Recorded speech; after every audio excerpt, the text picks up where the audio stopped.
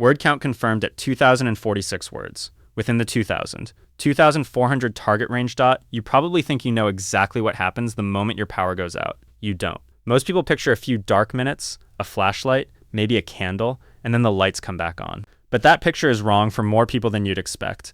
And the reason why has almost nothing to do with the weather outside your window. Picture a normal evening. Dinner is in the fridge. Your phone is charging on the counter. Somewhere in the house, a furnace or an air conditioner is quietly doing its job. Then, without warning, everything stops. No hum from the refrigerator. No glow from a screen. Just silence. For most of us, this feels like a small inconvenience. We wait it out. We check our phones if they still have battery. We assume someone, somewhere, is already fixing it. Maybe you dig out a flashlight or light a candle and treat it like a strange little pause in an otherwise ordinary night. And most of the time, that assumption is correct. On an ordinary day, without a major storm involved, the average American household only loses power for about 2 hours a year. 2 hours. That's it. So why does it feel like this is becoming a bigger problem than ever? Here's where the story gets interesting. In 2024, the average electricity customer in the United States lost power for about 11 hours over the course of the year. That's nearly double the yearly average from the 10 years before it. 11 hours sounds alarming, especially next to that earlier number of 2. But almost all of that jump came from just 3 events. Hurricanes Beryl, Helene, and Milton were responsible for roughly 80% of all the outage hours recorded that year. In other words, it wasn't that the grid quietly got worse everywhere, all the time. It was that a handful of extreme events hit incredibly hard, and those events are the ones we remember. This is the first thing most people misunderstand. They imagine a slow, steady decline, like an old car breaking down more and more often. The reality is closer to a system that mostly works fine until it suddenly doesn't, and when it doesn't, it can fail hard. If you lived in South Carolina in 2024, you experienced an average of nearly 53 hours without power that year, largely because of Hurricane Helene. If you lived in Arizona that same year, you experienced less than 2 hours. Same country, same grid system in theory, completely different reality depending on where you happen to be standing.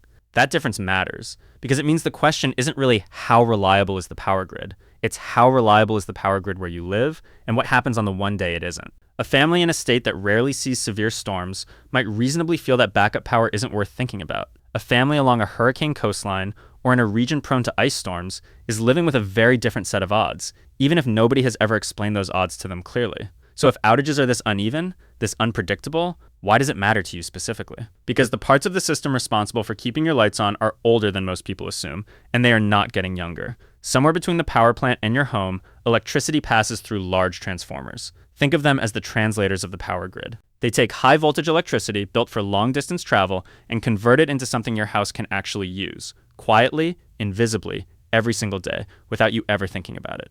According to the Department of Energy, more than half of the distribution transformers across the country are now over 33 years old. Most of these devices were built with an expected lifespan of around 40 years. That means a huge share of the equipment quietly running your neighborhood's power is approaching, or already past, middle age. It's a bit like a car that's been driven for decades without ever being traded in. It still runs. It might run for years more. But it's no longer young, and everyone maintaining it knows it. Here's the part that changes how you think about this. If one of these transformers fails, replacing it isn't like replacing a light bulb. Depending on the type and size, the wait time for a new large transformer can stretch out to 2 to 4 years. 2 to 4 years. Not because nobody wants to fix it faster, but because there simply aren't enough of these devices being manufactured to meet demand, and the supply chains behind them are stretched thin. So when a transformer serving your area is damaged during a storm, you're not just waiting for repair crews. In some cases, you're waiting on a part that takes years, not days, to produce. Now add another layer. Electricity demand across the country isn't shrinking. It's projected to grow by roughly 14% by 2030, driven partly by more electric devices, more air conditioning, and the rise of massive data centers. So you have aging equipment, limited replacement capacity, and rising demand, all moving in the same direction at the same time. None of this means the grid is collapsing tomorrow. But it does mean the margin for error is getting thinner, especially in places already prone to extreme weather. This is where most people's mental picture of a power outage starts to feel too small. It's not just about missing a few hours of Wi-Fi. For some households, it's a genuine safety issue, and this is the part almost nobody talks about. Researchers looking at a large, nationally representative survey of American households found something worth sitting with. About 60% of households that depend on electric medical devices are financially stable homeowners. And interestingly, this group is also the most likely to already have some kind of backup power in place. But there's another group, roughly 7% of medically dependent households, made up mostly of lower-income renters in cities. These households often struggle to pay their electric bills every month, and at the same time, they have almost no backup resources when the power goes out. Nearly 60% of this group had received a disconnection notice from their utility within the past year. 1 in 8 had needed medical attention because their home became too hot or too cold. This isn't a hypothetical risk. It's already happening, quietly, to specific families who often have the least ability to do anything about it. And this pattern isn't limited to a few unlucky households. Studies looking back at past blackouts have found real, measurable consequences. During the 3-day blackout in New York City in August of 2003, researchers documented a 25% rise in disease-related deaths during that short window. A short outage, in the wrong circumstances, for the wrong person, can become far more serious than an inconvenience. So naturally, the instinct is to think, fine, I'll just get a generator. Problem solved. Except here's the twist almost nobody expects. The backup plan itself can become dangerous if it's misunderstood. Every year, the Consumer Product Safety Commission estimates that around 100 Americans die from carbon monoxide poisoning linked to portable generators. More broadly, over 200 people die annually from carbon monoxide poisoning tied to consumer products in general, and generators are responsible for more than half of those deaths. Most of these incidents, 81%, happen inside homes. Not outside, not in some distant shed. Inside. And half of these deaths cluster in the coldest months of the year, November through February, exactly when people are most likely to be running a generator to stay warm. Here's the misconception that keeps costing lives. Many people believe that if they just crack a window or leave a door open, it's safe to run a generator indoors, or in a garage, or even close to the house. It isn't. Opening a window does not clear the air fast enough. Carbon monoxide is colorless and odorless, which means someone can lose consciousness before they even notice something is wrong. The Consumer Product Safety Commission has tracked around 1,300 generator-related deaths over roughly 2 decades, and by the agency's own admission, that number is likely an undercount, since there's no requirement to report every incident. Newer generators certified under updated safety standards are estimated to dramatically reduce this risk, in some cases essentially eliminating it under tested conditions.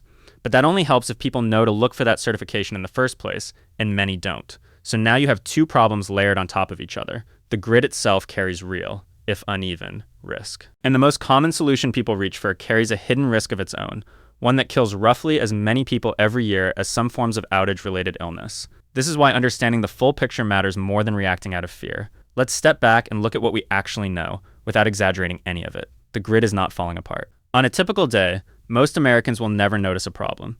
But the parts of the system holding up under the most strain, aging transformers, limited replacement capacity, and rising demand are concentrated in exactly the places where extreme weather is becoming more intense. When those 2 things collide, the result isn't a mild inconvenience. It can be days without power, spoiled food, unsafe indoor temperatures, and for medically dependent households, genuine danger. At the same time, backup power isn't automatically the safe fallback people assume it is. A generator that isn't placed correctly or isn't properly certified introduces a different kind of risk into the exact moment a family is trying to protect itself. This is the tension at the center of the whole issue. The problem is real, but so are the ways people accidentally make it worse while trying to solve it. If you take one thing away from all of this, let it be this. Preparing for a power outage isn't really about fear of the dark. It's about understanding 2 different systems that both have limits, the grid outside your home and whatever backup system you choose to bring inside it, and making sure you understand both before you need either one. Homeowners looking into backup options today are weighing very different tools. Whole home standby generators, battery storage systems, portable units, each with its own cost, its own runtime, its own safety considerations. None of them is a perfect, one-size-fits-all answer. The right choice depends on where you live, how long outages tend to last in your area, and what you actually need to keep running if the power disappears for a day or a week. Even the practical numbers reflect how different these choices really are.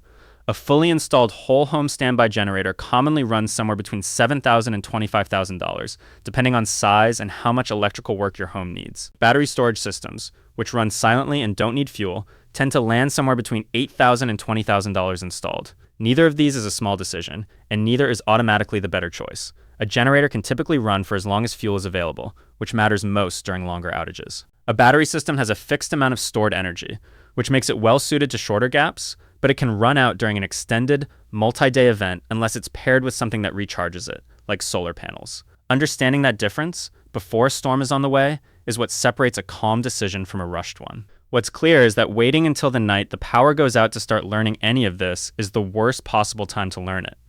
The households that handle these situations calmly aren't the ones with the most expensive equipment. They're the ones who understood the risks, on both sides, before they ever needed to act on that knowledge. If you'd like to explore some helpful resources, you'll find them in the description.